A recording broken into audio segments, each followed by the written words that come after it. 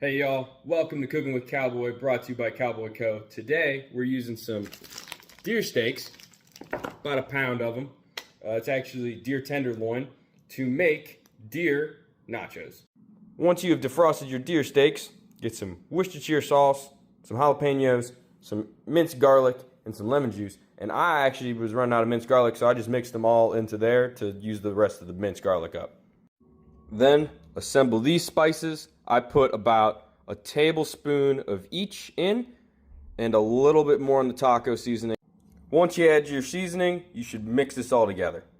Once that is evenly mixed, now you want to add in your liquid along with a couple jalapeños that I've already added in there. And you want to let that sit air open in the fridge for about 3 hours.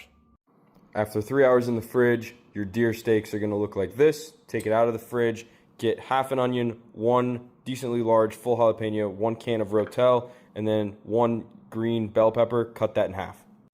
Before dicing up your pepper, I always hollow out the top of both the jalapeno and the green pepper to remove all the seeds. I save this for later to use in a stock, like a spicy chicken stock.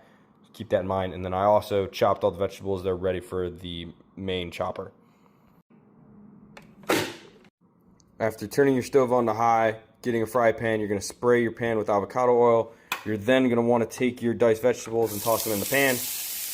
And you're also going to want to assemble these. This will be going in the air fryer. I'm using On the Border cafe style tortilla chips. It's only for me tonight, so about that many. Is good for one person, about 35 chips total. You'll want to drain your rotel just a little bit. Once your vegetables are browned down, you're going to add in your rotel. And then mix. Mix in the seasoning right after that.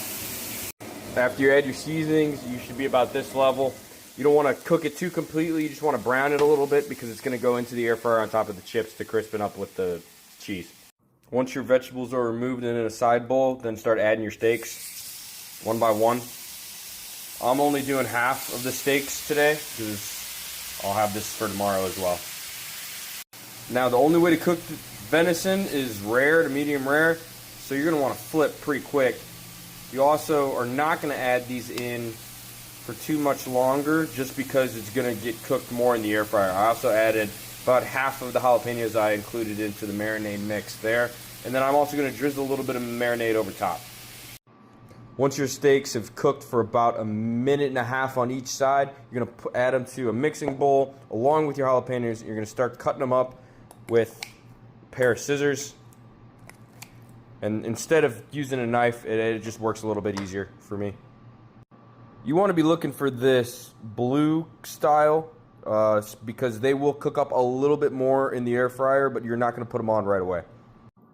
So, now that you got your steak chopped up, you're going to get 1 cup of low-fat Mexican cheese. You're going to start assembling. I'm only going to be using half of this because I'm only using half of my meat because it's just for one meal.